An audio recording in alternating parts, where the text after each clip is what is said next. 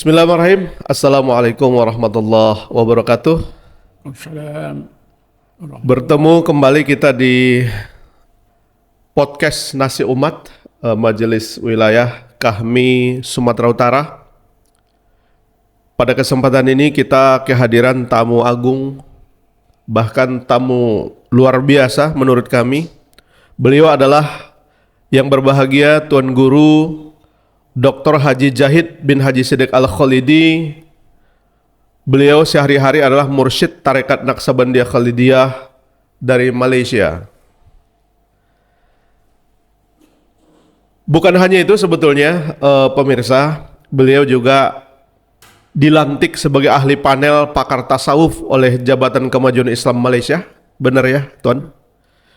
Kemudian dilantik sebagai ahli Majelis Thariqah Sufiyah Jalsah Turuk Sufiyah oleh Jabatan Mufti Negeri 9 di Malaysia, ya Tuan Guru. Kemudian penerima anugerah Tokoh Pemulihan Ar-Riqab dari Majelis Agama Islam Selangor. Banyak sekali aktivitas Tuan Guru nampaknya di Malaysia, dan kita beruntung beliau berkenan hadir dalam kegiatan kita pada hari ini. Selain daripada itu, pemirsa, Tuan Guru kita ini juga adalah pengasas Manarah Studio Biro Dakwah Persatuan Kebajikan Bina Budi Malaysia. Luar biasa ya. Pemegang amanah Pusat Tahfiz dan Dakwah Manarah Negeri 9 di Malaysia. Pengasas Institut Latihan Ilmu Tarekat Tasawuf Manarah Jalan Tanjung Ipoh, Ranjau Hantu, Kampung Parit Seberang, Kuala Pilah, Negeri 9, ya Tuan. Dan dapat kami dari sebagai banyak-banyaknya kegiatan beliau juga pengasas dan penasihat Pusat Perlindungan Pesakit HIV. Kalau kami di sini HIV, di sana apa namanya itu? HIV. Alhamdulillah Tuan berkenan hadir di Kota Medan pada hari ini. Ya, tentu semalam kita sudah bertemu di kantor Gubernur Sumatera Utara dalam pembukaan kegiatan International Conference on Dakwah and Usuluddin 2023. Langsung Gubernur hadir pada waktu itu. Apa tanggapan Tuan Guru atas kejadian atau keadaan yang semalam itu? Minta respon sedikit sebelum kita masuk ke acara. Saya rasa satu pengalaman bagi saya dan rombongan dari Malaysia, satu pengalaman yang hebat. Ya, alhamdulillah. Sebab yang pertama, Pak Gubernur sendiri hadir dan menunjukkan segala daya upayanya, kerjasamanya, nasihatnya, dan perhatiannya yang begitu serius terhadap agama. Wah, luar biasa. Terima kasih Tuan Guru. Tuan Guru ini juga adalah memegang gelar 2 PhD dari universitas yang berbeda berkaitan dengan tasawuf. Berarti kepakaran memang tepat sekali beliau hadir di kegiatan podcast kita ini. Dan lebih spesifik beliau juga PhD bidang rawatan Islam. Kalau untuk di Indonesia barangkali ini ada pusat perawatan mental dan kebatinan ya Tuan ya. Dan beliau juga sebetulnya ex atau mantan Profesor Madya dari Universitas Malaya, ya Tuan ya. Sudah berapa umur Tuan? 84. 84. Masih segar ya. Masih segar, 84 tahun tapi aktiviti masih sangat banyak. Kemudian NGO masih juga dipegang sedemikian rupa sehingga sampai juga ke Kota Medan untuk mengikuti konferensi, International Conference. Dahsyat Tuan. Kita masuk ke cerita yang akan kita bahas hari ini, pengantar ilmu tasawuf untuk masyarakat awam Kita selalu berpikir bahwa tasawuf ini milik sebagian umat saja. Sebetulnya ini sepertinya eksklusif untuk kelompok tertentu. Kadang-kadang saya pun takut untuk belajarnya. Karena khawatir, kata orang sih kalau di luaran sana kalau salah-salah masuk, kita bisa nggak sehat ya kan. Nah ini minta bertanya sama Tuhan. Seberapa penting ilmu tasawuf sebetulnya untuk kita manusia ini? Tuhan, silakan Tuhan. Bismillahirrahmanirrahim. Wassalatu wassalamu ala ashrafil anbiya'i wal mursalin wa ala alihi wa sahbihi ajma'in. Mengenai kepentingan tasawuf boleh kita lihat dari berbagai sudut. Oke. Kalau dilihat dari sudut asas agama yang 3, Islam rukunnya 5, iman rukunnya 6, dan ihsan an ta'budallaha ka'annaka tarahu fa in lam takun tarahu fa innahu yaraka. Maka ilmu tasawuf itu sangat penting. Karena seseorang yang belajar ilmu tasawuf berarti orang tersebut belajar tentang ilmu ihsan. Ihsan ya. Apa hukumnya ini Ustaz? Sekiranya seseorang itu tidak mempelajari ilmu ihsan atau ilmu tasawuf, berarti orang tersebut hanya mempelajari 2 dari 3 asas atau 3 prinsip agama Islam. Berarti rukun Islam dan rukun iman sahaja. Rukun ihsan tidak dilaksanakan. Tidak sempurna juga nih. Tidak sempurna. Berarti ini kemanusiaan kita. Iya. Jadi jatuh hukumnya wajibkah? Hukumnya wajib. Wajib, Masya Allah. Ini harus kita mulai dari sekarang siap-siap nih. Kewajiban itu boleh dilihat dari banyak sudut. Banyak sudut.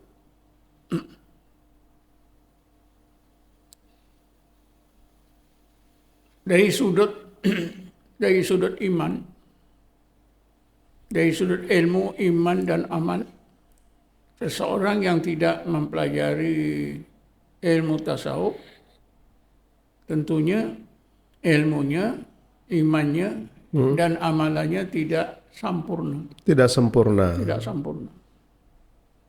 Karena yang mampu menyampurnakan ilmu, iman, dan amal itu ialah ilmu ihsan. Masya Allah. Ilmu ihsan inilah ilmu tasawuf. Masya Allah, Masya Allah, Masya Allah. Seorang ulama terkenal di India di zaman modern, Maulana Muhammad Zakaria Kandahlawi menegaskan, Al-Kandahlawi. ihsan itulah ilmu tasawuf. Kerana itu, bila seseorang itu belajar ilmu tasawuf, berarti orang tersebut belajar ilmu ihsan. Ya. Bila belajar ilmu ihsan dan beramal dengan ilmu ihsan, insya-Allah orang tersebut akan menjadi seorang muhsin. Oke. Berarti orang tersebut derajatnya meningkat daripada muslim kepada mukmin dan berakhir sebagai seorang muhsin. Masya Allah. Bila seorang itu mencapai derajat ihsan menjadi muhsin, maka orang tersebut disebut oleh Allah dalam ayat 112 surah Al-Baqarah dengan firman-Nya, Bismillahirrahmanirrahim, Bala man aslama wajhahu lillah wa huwa muhsinun falahu ajruhu inda rabbih wala khawfun alaihim wala hum yahzanun. Bahkan orang-orang mukmin yang berjaya menyerahkan diri zahir dan batin kepada Allah sebagai hamba-Nya yang sebaik-baik hamba-Nya. Oke. Dan dia seorang muhsin yang telah sampai ke tingkat ihsan. Maka segala ganjaran atau pahala kebaikannya disimpan di sisi Tuhannya Allah. Masya Allah. Saya perlu terangkan sedikit makna falahu ajruhu inda rabbih. Biasa yang kita ketahui, segala amalan baik seseorang dicatat oleh malaikat kiraman katibin. Tapi bagi orang yang sampai ke darjah ihsan, pahala amalan mereka disimpan terus oleh Allah sebagai satu penghormatan. Masya Allah. Dan ada sebab. Sebabnya ialah bila seseorang itu sampai ke darjah ihsan, hatinya dijadikan oleh Allah hati yang ikhlas. Masya Allah. Bila hati seorang itu dijadikan hati yang ikhlas, maka keikhlasan amalan orang yang hati ikhlas itu tidak dapat diketahui oleh malaikat dan tidak dapat diketahui oleh syaitan. Karena di sana ada sebuah hadis kursi yang di mana Allah berfirman, bila Jibril bertanya kepada Allah tentang ikhlas, maka Allah jawab dengan firman-Nya, al-ikhlasu sirrun min asrari awda'tuhu fi qalbi man ahbabtuhu min ibadi fala yatla'hu malakun fayuktabahu wala syaitanun fayusidahu. Ikhlas itu ialah satu rahsia dari berbagai rahsia aku. Ya, ikhlas itu adalah satu rahsia dari berbagai rahsia Allah yang Allah tegaskan, yang aku lempahkan ke dalam hati orang yang aku kasihi dari kalangan para hambaku. Orang yang terpilih nampaknya ya, baru dapat ini keikhlasan. Lalu Allah menyambung lagi, tidak ada satu malaikat pun yang mengetahui. Maka tidak ada malaikat yang mampu menuliskan kebaikan orang yang berhati ikhlas. Syaitan juga tidak tahu. Karena itu syaitan juga tidak mampu merosakkan amalan orang yang ikhlas. Masya Allah, Masya Allah. Jadi bila seseorang itu sampai ke tingkat ihsan, menjadi seorang sufi, hatinya dijadikan oleh Allah hati yang ikhlas. Dan di akhir ayat ini Allah sebutkan, wala khaufun alaihim wala hum yahzanun. Tidak ada apa juga rupa ketakutan dan hati mereka tidak berduka cita. Artinya hidup orang yang sampai ke darjah ihsan ini menjadi seorang sufi penuh kebahagiaan di dunia dan di akhirat. Allah sendiri akui la khaufun alaihim wala hum yahzanun. Masya Allah, Masya Allah. Itulah. Terima kasih Tuan Guru. Sebenarnya kalau kita flashback, ini kan kita hari ini melihat ahli-ahli tasawuf yang berkembang dimanapun ada kelompok ini. Awalnya ini sebetulnya kapan nih Tuan ada ini cerita tentang tasawuf ini, Ustadz? Saya gunakan pandangan seorang ulama tasawuf yang meninggal dunia tahun 282 Hijrah. Tahun 282. Kalau tidak salah saya, yang bernama Syekh Abu Husin Al-Busanji. Abu Husin Al-Busanji.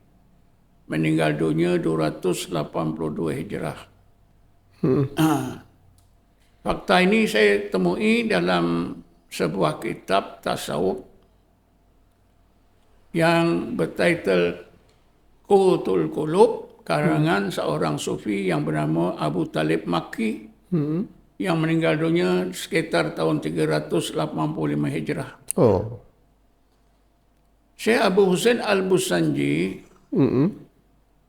mengungkapkan yang dapat kita pahami bahawa pada hakikatnya, pada realitinya, tasawuf itu sudah wujud di zaman Nabi, di zaman sahabat. Cuma istilahnya saja belum disebut. Beliau menegaskan, Abu Husain Al-Busanji menegaskan seterusnya, di zaman hidupnya orang sibuk dengan istilah tasawuf. Tetapi hakikat tasawuf sebagaimana yang diamalkan oleh Rasulullah dan sahabat sudah semacam tidak ada lagi. Artinya tidak original lagi seperti dahulu. Namanya disebut tasawuf. Tapi amalannya, ilmunya tidak seperti yang diamalkan oleh Rasulullah, tidak seperti ilmu yang dipahami oleh para sahabat di zaman awal. Oh gitu. Karena itulah beliau menegaskan dengan kata-katanya yang terkenal, At-tasawufu yawma. At-tasawufu al-yawma ismun bila haqiqatin. Wa qad kana haqiqatan bila ismin. Yang bermaksud ilmu tasawuf pada hari ini, yaitu di abad ketiga Hijriyah, namanya saya ada. Hakikatnya tidak ada. Tak ada lagi. Sedangkan di zaman dulu, zaman Rasulullah, zaman sahabat, abad yang awal, hakikat tasawuf ada, namanya tidak ada. Faqad kana haqiqatan bila ismin. Saya sangat tertarik hati dengan pandangan Abu Husain Al-Busanji tentang istilah tasawuf dan hubungannya dengan hakikat ilmu tasawuf. Artinya, Tuan, bahwa ajaran tasawuf ini ada di dalam Al-Quran. Dan Rasulullah apakah melaksanakan kegiatan-kegiatan atau aktiviti tasawuf ini, Tuan? Ya, sememangnya Rasulullah itu orang yang pertama diajar oleh Jibril mengenai amalan tasawuf.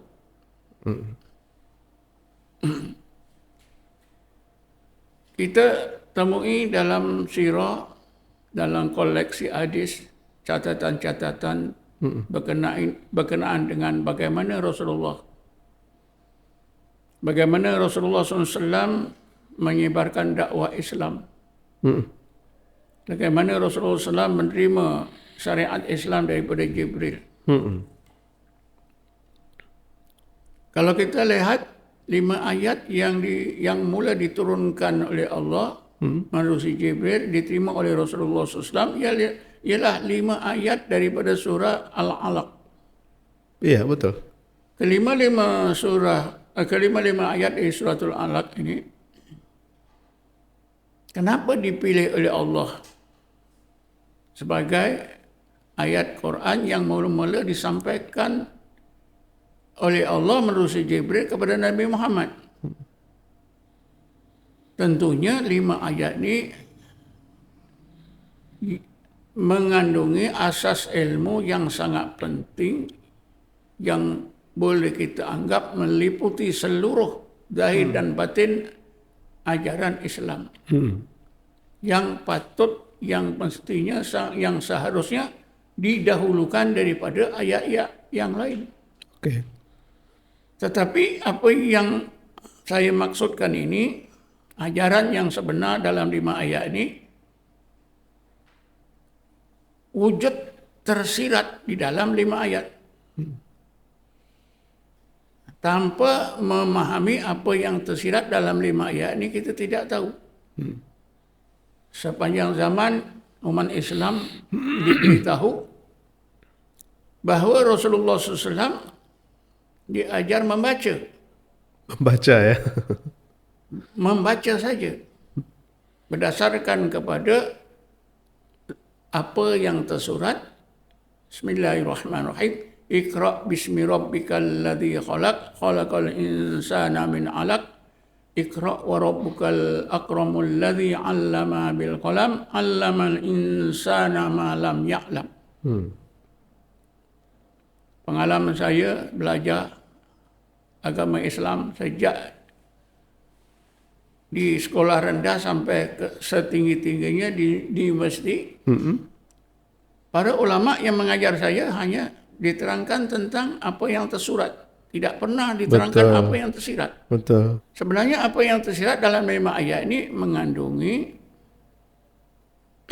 ilmu yang berkait dengan tauhid, hakikat tauhid, tauhid uluhiyah, tauhid rububiyah, atau tauhid mengenai kebesaran dan kesempurnaan Allah sebagai Rabbul Alamin. Dan juga termasuklah di dalamnya tersirat ilmu zikrullah. Zikrullah ya. Ilmu zikrullah. Masya Allah. Sebab itu Rasulullah SAW bila dihadapkan oleh Jibril 5 ayat ini, seolah-olah Nabi Muhammad tidak mampu melakukannya. Kebetulan pula Rasulullah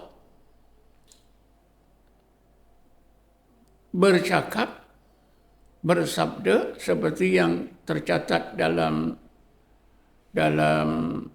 hadis. Begitu juga yang tercatat, yang tertulis dalam sirah, seperti sirah Nabawiyah Ibnu Hisham. Rasulullah menyebutkan, ma ana biqari'in.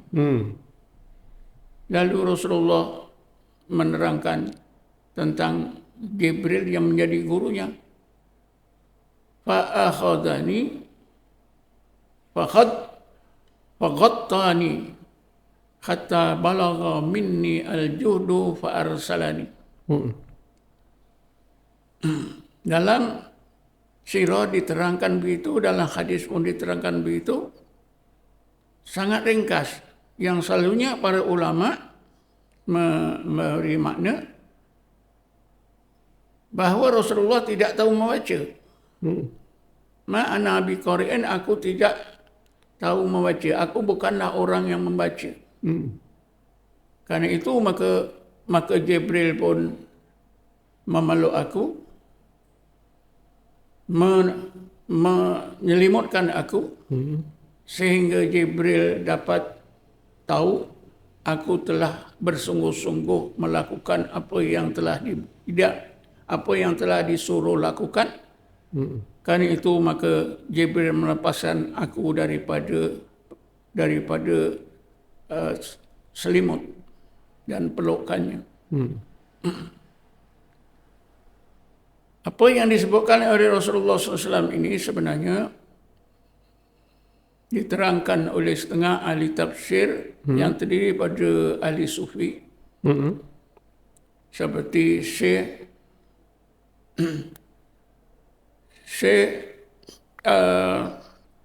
Nahjuwani. Nahjuwani ya. Syekh Nahjuwani. Beliau ada mengarang sebuah kitab, menyusun sebuah kitab tafsir yang diberi nama Fathul Ghaib atau Al-Futuh Al-Ghaibiyah. Di dalam kitab tersebut beliau menjelaskan ayat yang pertama dan yang ketiga, sebenarnya Rasulullah diperintah oleh Allah supaya berzikir menyebut nama-nama Allah yang agung. Allah, Allah, Allah, Allah. Terus menerus, sehingga tujuan sebutan itu benar-benar bertakhta di dalam zahir dan batin Rasulullah SAW. Sampai melekat ya. Itulah yang Rasulullah tidak tahu, lalu Jibril ajar. Daripada pandangan ulama tersebut dan pandangan yang lain, seorang ahli bahasa yang bernama Syekh Abu Ubaidah, seorang ahli bahasa Arab yang meninggal dunia sekitar pertengahan abad ketiga Hijrah, 258 Hijrah. Beliau pun menegaskan bahawa ayat yang pertama, ayat ketiga sebenarnya Rasulullah diperintah oleh Allah supaya berzikir menyebut, mengulang sebut namanya. Dan ini juga disokong, pandangan ini disokong oleh seorang ahli hadis yang bernama Ibnu Abi Jumrah. dimuatkan dalam kitab hadisnya yang bertitel Bahjatun Nufus.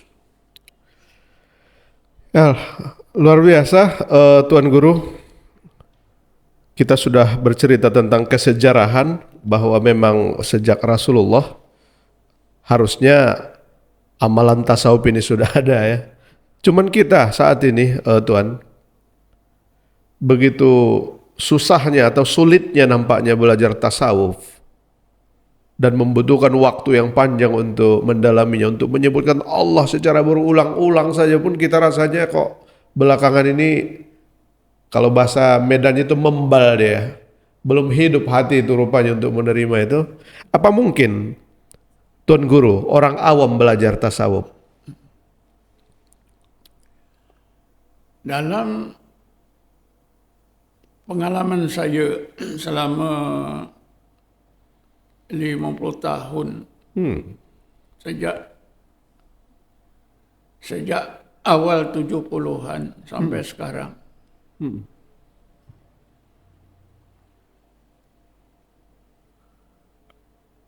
Majoriti peminat ilmu tasawuf ialah orang biasa. Oh gitu. Yang saya maksudkan orang biasa bukanlah orang yang mempunyai ijazah tinggi di bidang pengajian Islam, yang ada BA, MA atau PhD, yang ada di bidang agama Islam. Tidak. Tapi majoriti Masyarakat biasa ya? Orang biasa. Masyarakat biasa. Orang biasa yang belajar agama ala kadar. Kalau di Malaysia, yang belajar agama menerusi sekolah menengah saja. Bagaimana daya tangkap mereka berkaitan dengan pelajaran tasawuf ini, Tuan Guru? Ini karena itu disebabkan oleh itu ketentuan Allah. Oke. Walaupun ketentuan Allah, sebabnya karena kesalahan manusia juga. Jawaban sudah diberi oleh seorang ulama tasawuf yang meninggal dunia tahun 656, yaitu Syekh Abu Hasan As-Sazili. Oke, Yang Abu Hasan berasal As-Sazili ya. Maghribi. Tarikatnya dikenali dengan tarikat Saziliyah. Sazili ya. Beliau pernah mengungkapkan aksarun nasi hijaban al-ulama. Oke. Subhana man khajabal ulama bi'ulumihim. Yang bermaksud manusia yang paling banyak dihijab oleh Allah daripada ilmu yang baik-baik ialah ulama. Masya Allah. Maha suci Allah yang menghijab ulama dengan ilmu mereka sendiri. Masya Allah. Memang bila seseorang itu merasa banyak ilmu akan terhijab. Terhijab. Rasulullah SAW sendiri dalam hidupnya merasa tak ada ilmu. Pada satu peringkat Rasulullah dia pikir-pikir, bagaimana aku nak jawab kalau umatku tanya itu, tanya ini, sedang aku ni tak ada ilmu. Lalu turunlah perintah. Ada wahyu. Ada wahyu. Bismillahirrahmanirrahim. Wa qur rabbi zidni ilma. Oh, Masya Allah. Quran itu kan sudah jadi darah hidup Nabi, akhlak Nabi. Jadi Nabi memang tidak putus berdoa, Rabbi zidni ilma. Tapi ulama tidak begitu. Apatah lagi di zaman moden ini sudah ada ijazah. Ijazah. Gelaran yang tinggi-tinggi. Jadi ijazah inilah yang menjadi salah satu hijab. Orang-orang alim susah nak belajar ilmu tasawuf. Pengalaman saya sendiri ketika saya bekerja di universiti dulu, rakan-rakan yang sama-sama menjadi dosen, saya ajak. Kalau saya ajak 10 orang rakan, pensyarah, 10 tolak. Aduh. Tak ada satu pun yang menyambut seruan saya. Mereka kata, ilmu yang kita belajar di universiti pun tak teramal. Ini nak belajar tasawuf lagi, bila nak beramal? Waduh. Ini kan hijab. Tapi kalau saya ngajar di surau, di masjid, orang biasa yang mendengar, ramai. Iya. Kalau saya ajak 10 orang, insya Allah 2-3 orang ada. Jadi paradok ya Tuan Guru. Paradoknya ini begini. Harusnya kita makin banyak belajar, makin banyak ilmu, makin tinggi ilmu, harusnya makin dekat kepada Allah kan begitu. Ini malah seperti kesan terhijab. Untuk bagaimana bisa begini, Tuan Guru? Itulah. Ajaban pun ada diberi juga oleh setengah ulama tasawuf. Seorang ulama tasawuf bernama Ali Khawas. Ali Khawas ini ahli tasawuf yang buta, Oke. tapi hebat ilmunya. Antara muridnya ialah Syekh Abdul Wahab Syarani.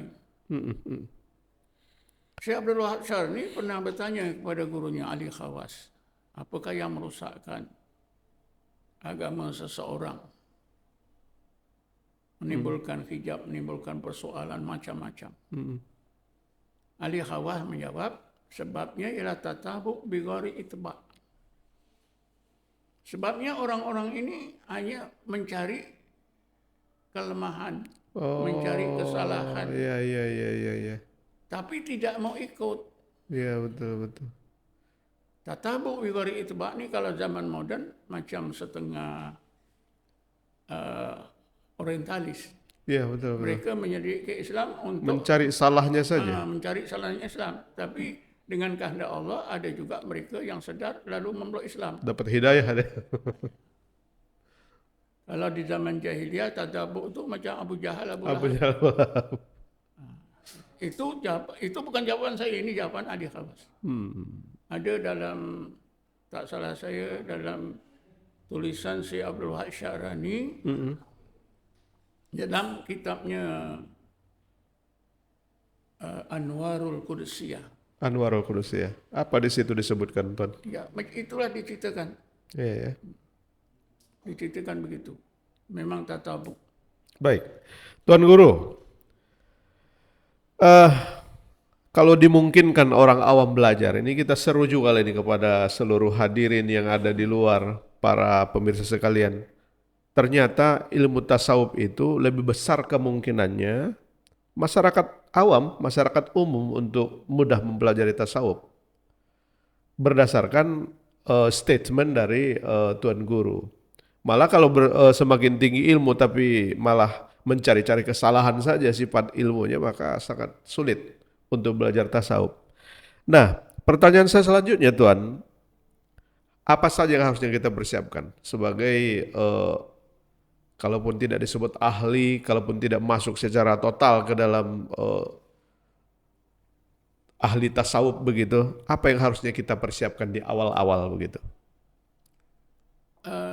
Langkah-langkah yang patut dilakukan pada peringkat awal kepada mereka yang mau mempelajari ilmu tasawuf. Iya.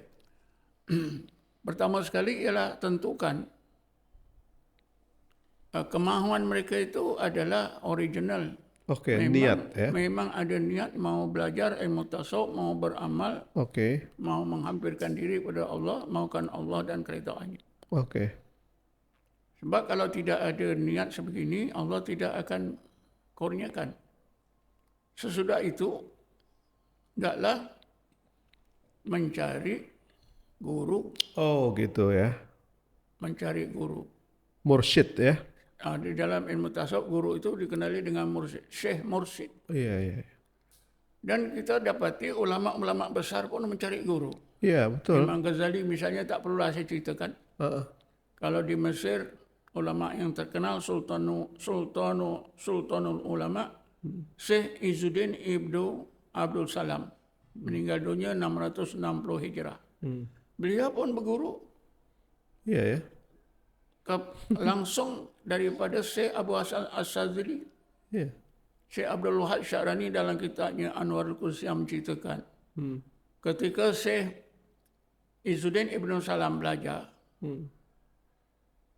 di depan gurunya, Syekh Abu Hasan As-Sadzili, beliau duduk bersila seperti budak-budak lain. Wah. Padahal udah berumur dia waktu itu. Ulama besar. Ulama besar ya. Kalau di India, abad yang ke-11, Hmm. kita temui tokoh ulama yang terkenal yang digelarkan oleh Masyarakat Islam Dunia dengan Mujaddid Al-Fusani, ialah Syekh Ahmad Sirhindi. Beliau meninggal sekitar tahun 1042 Hijrah. Oke. Beliau dalam perjalanannya daripada kampung Sirhind nak ke Mekah, nak menunaikan haji melalui Delhi. Delhi ya. Sampai Delhi beliau terdengar seorang sufi besar daripada Uzbekistan datang ke Delhi mengajar ilmu tasawuf. Iya. Lalu beliau tangguhkan Untuk haji. hajinya. Untuk belajar Lalu tasawuf. beliau belajar terus Masya Allah. dengan Syekh Muhammad Baqi Billah. Masya Allah. Itulah guru beliau. Masya Allah. Masya Allah. Yang akhirnya beliau menjadi seorang sufi yang terkenal. Banyak jasanya kepada Islam kerana tapi selepas itu beliau terpaksa menentang agama yang dicipta oleh Maharaja Mongol, iaitu Akbar. Oh iya. Agama yang dicipta oleh Maharaja Akbar dinamakan Dinul Ilahi. Oh, ada agama itu ya. Iaitu agama baru yang dengan menggabungkan 3 agama besar, agama Hindu, agama Kristen dan Islam. Yang bertujuan untuk kepentingan politik dan kuasa. Syekh Ahmad Sirhindi menentang keras, lalu beliau ditangkap di penjara. Bila puteranya naik jadi maharaja, puteranya bebaskan, malahan beliau dilantik sebagai ketua pentadbir negara. Ini masalah politik lah ini ya kan. Politik. Ulama bisa masuk penjara gitu. Begitu juga Syekh Abu Hasan Sazali sendiri, bila beliau ingat nak belajar tasawuf, beliau keluar daripada Maghribi pergi Mekah Madinah, kerana Mekah Madinah ini dipikirkan itulah tempat lahir Paling Islam. suci. Tentu di sana ada guru-guru tasawuf. Betul, harusnya. Tapi berulang alik Mekah Madinah berkali-kali tak jumpa. Tak jumpa. Lalu ada seorang hamba Allah menasihatkan beliau, anak boleh balik di negeri anak sana ada seorang yang bernama Si Fulan duduk di tempat ini, anak boleh belajar tasawuf dengan beliau. Waduh. Akhirnya beliau balik Di kampung sendiri. di kampungnya di Bandar Pas. Itulah Syekh Abdul Salam juga namanya. Iya. Ada orang menyebut Syekh Abdul Salam Masis, ada orang menyebut Syekh Abdul Salam Musis. Nah. Akhirnya Syekh Abu Hasan Sazali menjadi seorang sufi besar. Masya Allah. Itu yang kedua. Setelah niat mau belajar, kemudian mencari guru atau syekh mursyid. Apalagi Tuan Guru? Selepas dari itu, mestilah menuntut ilmu. Oke. Ilmu yang didasarkan kepada 3 asas, iaitu belajar ilmu fiqh, ilmu tauhid dan ilmu tasawuf. Oke. Tidak boleh tinggalkan. Berarti ada materi pelajarannya di dalam ya? Tidak boleh tinggal. Kemudian yang seterusnya mestilah berpegang pada Quran dan Sunnah. Oh, wajib lah. Tetapi orang ramai bila disebut berpegang pada Quran dan Sunnah ni, orang ramai, orang awam bukan tahu tentang Quran dan Sunnah. Tapi Quran dan Sunnah ni sudah diselesaikan oleh Allah. Iaitu dalam bidang fiqh ikut salah satu mazhab yang 4 sudah betul. Selesai.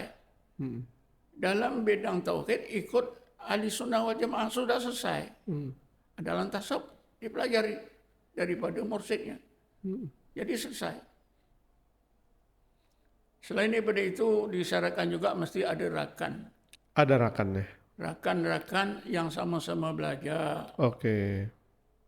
Ini memang diperlukan. Kalau kita lemah, kalau kita salah, rakan-rakan boleh semangatkan, boleh nasihatkan, tolong menolong, bantu membantu. Ini memang disebut oleh ramai ahli tasawuf. Sebab kalau sendiri-sendiri ini, belajar sendiri-sendiri, biasanya nanti Jenuh ya, Jadi sesat. sesat ya. Disesatkan oleh syaitan, menyimpang tidak tahu. Baik. Hendaklah ada kemahuan yang kental. Kemahuan yang kental ini diistilahkan dalam ilmu tasawuf Himmah ya. himmatun aliyah. Hmm. Bila seorang itu ada himmah yang tinggi, yang kuat, orang tersebut belajar tasawuf tidak rasa jemu, tidak rasa jelek, tidak rasa takut, tidak rasa lemah, belajar beramal sampai mati. Ini tekad dan semangat begitu. Orang kita kata bulatkan semangat. Itu mesti ada. Dan himmah aliyah ni sebenarnya nanti datang bila kita benar-benar ikhlas, didatangkan oleh Allah dalam hati kita. Iya. Itulah menyebabkan orang tersebut akan jadi asyik kepada Allah, Betul. bersungguh-sungguh belajar dan beramal. Ada satu keadaan Tuan Guru, begitu asyiknya orang-orang tasawuf ini dengan dirinya misalnya ya, kesibukan beribadah, kesibukan beramal, sehingga lupa dia perkara-perkara lain misalnya menyangkut duniawi. Ini bagaimana keadaannya nih Tuan? Di sinilah pentingnya ada bimbingan syekh. Oke. Bimbingan syekh akan dapat meluruskan perjalanan seorang yang belajar ilmu tasawuf tadi sekiranya menyimpang ke kiri atau ke kanan. Oh gitu. Dan guru sudah beri doa. Oke. Doa ini ibarat macam steering kereta. Oke, setir ya. Doa bila kita belajar ilmu tasawuf, guru akan beri doa yang disebut sebagai doa munajat. Oke. Doa munajat ni biasa selalu dibaca di hati. Oke. Iaitu ilahi anta maksudi waridhaka matlubi. Wah ini harus pakai batin ya bacanya. Tujuan kita belajar beramal ini Ya. hanya Allah dan keridhaannya. Luar biasa. Baru selamat. Dan asas ini, doa ini pun orang-orang sufi ambil daripada apa yang Nabi ajar kepada sahabat. Ya betul. Sahabat Nabi zaman Mekah, zaman Madinah, inilah steering mereka berjalan kepada Allah. Ada diabadikan oleh Allah dalam satu ayat, Bismillahirrahmanirrahim. وَلَا تَطْرُدِ الَّذِينَ يَدْعُونَ رَبَّهُمْ بِالْغَدَاةِ وَالْعَشِيِّ يُرِيدُونَ وَجْهَهُ. Ayat ini diturunkan di zaman Mekah, ayat Makkiyah. Diturunkan sebab turunnya ayat ini karena orang kafir Quraisy, musyrikin Quraisy mengantar wakil berjumpa Rasulullah supaya Rasulullah membubarkan orang ramai, orang-orang Mekah yang masuk Islam yang selalu mengerumuni Rasulullah. Oh iya. Jadi wakil Quraisy ini menegaskan, ya Muhammad, engkau jauhkan dirilah, engkau halaulah kawan-kawanmu ni, jangan bagi mereka ni berkumpul-kumpul sebab ketua-ketua Quraisy nak menemui engkau rasa tidak kena, tidak selesa. Betul. Kebetulan memang orang yang masuk Islam ketika itu orang miskin, orang-orang yang dhaif. Jadi turunlah ayat ini, ya Muhammad, engkau jangan buat desak, engkau jangan turuti desakan orang Quraisy itu. Biarkan saja. Engkau teruslah bersama dengan orang-orang Islam, sahabat-sahabatmu. Mereka itu yad'una rabbahum bil ghadati wal asyi yuriduna wajha. Mereka itu siang dan malam berzikir mengingati Tuhannya Allah yang mereka mahu Allah. Mereka mahu Allah saja. Coba kita fikir orang-orang Islam di Mekah ni, hidup mereka mahu Allah, sebut Allah, mahu Allah. Selama belas tahun sehingga diturunkan solat, diwajibkan solat di malam Isra dan Mi'raj. Betul. Jadi terbentuklah ya hati para sahabat ni hati yang betul-betul mentauhidkan Allah, maukan Allah, hati yang bersih, hati yang ikhlas. Dan perlu latihan itu ya, Ya, Tuan? Rasulullah yang melatih. Ya. Ini kan apa yang disebutkan oleh Abu Husain Al-Busanji tadi. Tasawuf itu waqad kana hakikatan bila ismin. Ya, betul. Zikirnya ada, niat Allah ada, tapi nama tasawuf tidak ada. Pengamalannya sudah. Pengamalan sudah ada. Dan ini suasana ini diteruskan oleh orang Islam sesudah pindah ke Madinah. Iya, iya, iya, iya. Di dalam surah Al-Kahfi turun satu ayat. Bila Rasulullah dan orang Islam di Madinah menghadapi kerana orang-orang Yahudi. Turunlah ayat Bismillahirrahmanirrahim. Wasbir nafsaka ma'al ladzina yad'una rabbahum bil ghadati wal asyi yuriduna wajha. Ya Muhammad, engkau sabarkan saja hatimu untuk bersama orang-orang mukmin umatmu, karena mereka itu siang malam yad'una rabbahum bil ghadati wal asyi, menyebut mengingat Tuhannya Allah, yuriduna wajha, yang mereka mau Allah sama. Jadi inilah ya, kalau zaman Rasulullah, pimpinan Rasulullah itu penting. Mereka yang belajar ilmu tasawuf pada zaman sekarang, pimpinan Syekh Mursyid itu sangat penting. Iya.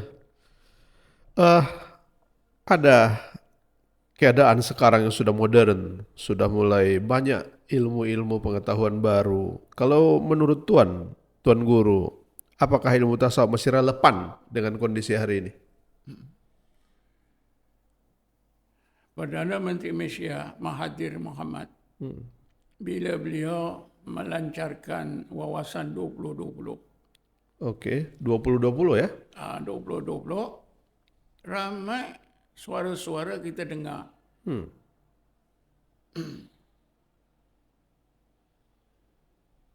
Suara-suara yang meluahkan kebimbangan mereka, macam mana orang-orang tarekat, macam mana orang sufi ini. Tidakkah ini berlawanan, tidak ini itu. nanti Itu dia. macam-macam. Akhirnya beberapa universiti mengadakan satu seminar khas.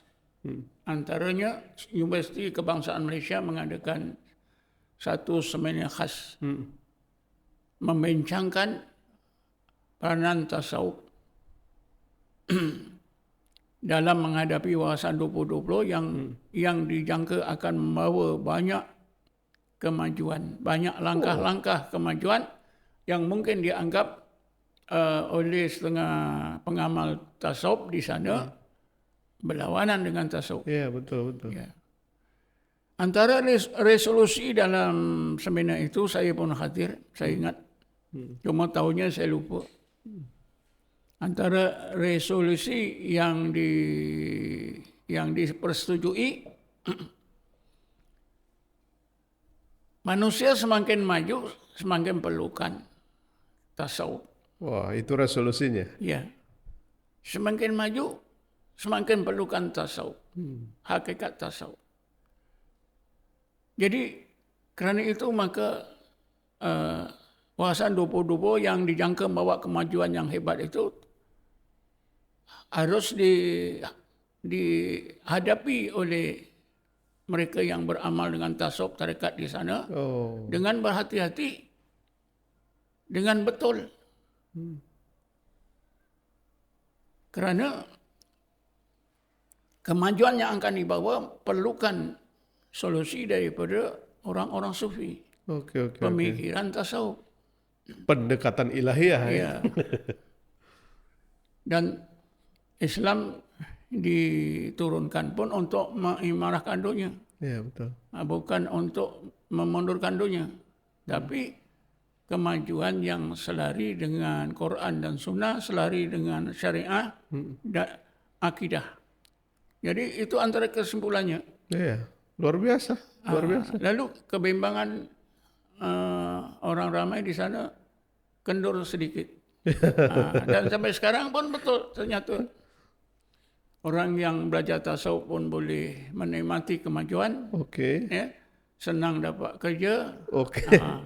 setengahnya pun menjadi kaya kerana wawasan 2020. Wah, itu barulah luar biasa. Berarti kan orang ahli-ahli tasawuf ini harus kaya juga lah kan. Boleh jadi pengusaha ya. Masya Allah. Di samping itu ada juga suara-suara, tidakkah orang sufi ini menyendiri, mengasingkan diri, Itulah dia. beramal dengan amalan-amalan pelik. Itulah dia. Yang nampak kita memang begitu. Jadi saya berkewajipan lah, karena saya boleh katakan setiap malam mengajar di mana-mana masjid. Kalau sebulan 30 hari, 30 malam. Saya berhenti itu bila perlu rehat. Jadi masa saya bagi kuliah itulah saya juga sebutkan pada orang ramai macam mana kita nak menghadapi. Alhamdulillah, sikit banyak mereka sudah dapat memahami, Oke. dapat menghadapi macam mana kemajuan yang dicetuskan dari wawasan 2020. Masya Allah. Malaysia sudah menerapkan pola pembangunan tapi tetap dalam bingkai ada di situ tasawuf ya, Tuan Guru ya. Saya rasa Indonesia juga harusnya mulai mulai berpikir bahwa tasawuf harus harus diangkat. Kalau kita tasawuf masih nampaknya jadi amalan pribadi-pribadi. Ini yang sulit, belum terlembagakan seperti itu. Tuan Guru, karena waktu juga sudah dekat maghrib, mohon tausiah 5 menit atau seperlunya untuk memberikan motivasi kepada kita semua agar maulah belajar tasawuf. Silakan Tuan Guru. Bismillahirrahmanirrahim. Bila kita belajar ilmu tasawuf, berarti kita belajar ilmu yang boleh kita gunakan untuk memperbaiki luaran dan dalaman kita, fizikal dan spiritual kita, Yes. hati dan akal kita. Yeah. Mampu meningkatkan ilmu pada akal ke dalam hati. Kerana ilmu menurut Rasulullah SAW, ilmu Islam ni ada 2. Bismillahirrahmanirrahim. Rasulullah bersabda, al-ilmu ilmani, ilmun sabitun fil qalbi fadzaka ilmun nafi, wa ilmun fil lisan fadzaka hujjatullah ala ibadihi. Kata Rasulullah, ilmu itu ada 2. Satu, ilmu yang tetap di hati, itulah ilmu yang memberi manfaat. Oke. Yang kedua, ilmu di lidah. Ilmu di lidah ini maknanya ilmu pada akal. Masya Allah. Ilmu di lidah pada akal inilah yang Allah jadikan ukuran di akhirat nanti untuk menentukan nasib seseorang. Kalau baik dimasukkan surga, kalau jahat dimasukkan ke neraka. Masya Allah. Jadi ilmu dalam hati inilah yang selalu disebutkan ma'rifatullah, disebut dalam Quran ilmu yakin dalam surah Takasur. Yeah. Bismillahirrahmanirrahim. Kalla law ta'lamuna ilmal yakin la tarawunnal jahim. Benar. Setengah sahabat ya dalam hidup mereka pernah dikurniakan Allah melihat surga dan neraka. Seperti Abu Bakar dalam sejarahnya, seorang sahabat bernama Khandalah. Ya, begitu juga seorang sahabat yang terkenal imannya, kewarakannya, Kharisa bin Malik. Ya, satu masa Rasulullah berjumpa Kharisa bin Malik. Rasulullah tanya, "Kaifa anta ya Kharisa? Bagaimana imanmu ya Kharisa?" Kharisa menjawab, "Amantu billah haqqan ya Rasulullah."